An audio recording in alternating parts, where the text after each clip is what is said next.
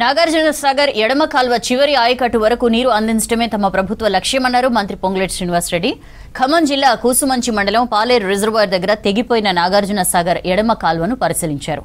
అధికారులు వెంటనే స్పందించి రిపేర్లు చేసి రైతులకు నీరు అందించడం సంతోషంగా ఉందని చెప్పారు. భవిష్యత్తులో సాగర్ కాల్వ డ్యామేజ్ కాకుండా చూస్తామన్నారు పొంగులేటి.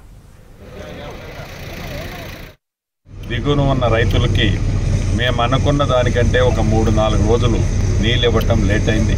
యుద్ధ ప్రాతిపదిక మీద గడిచిన 2 రోజుల నుంచి అధికార యంత్రాంగం అంతా ఇక్కడే ఉండి ఈరోజు తెల్లవారుజామున 4 గంటలకి 500 క్యూసెక్కుల నుంచి మొదలెట్టి ఇప్పుడు 1500 క్యూసెక్కులు డిశ్చార్జ్ ఇక్కడ ఇస్తున్నాం.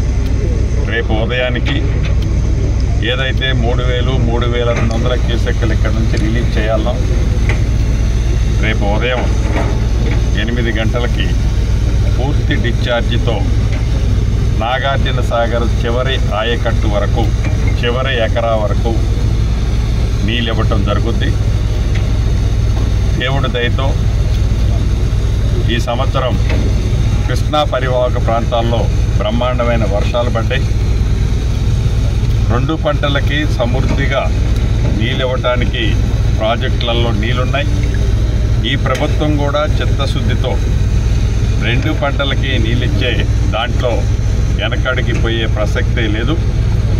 ఏదైతే ఈ విపత్తుతో ఏదైతే ఇది ఊహించని అధిక వర్షాలతో ఈ కెనాల్ బ్రీచ్ అయిన కారణంగా రైతులు ఇబ్బంది పడ్డారో అనుకున్న దానికంటే ఒక 2-3-4 రోజులు నీళ్ళు ఇవ్వటం లేట్ అయినందుకు ఒక రైతుగా నిజంగా నేను కూడా చాలా చింతిస్తున్నాను.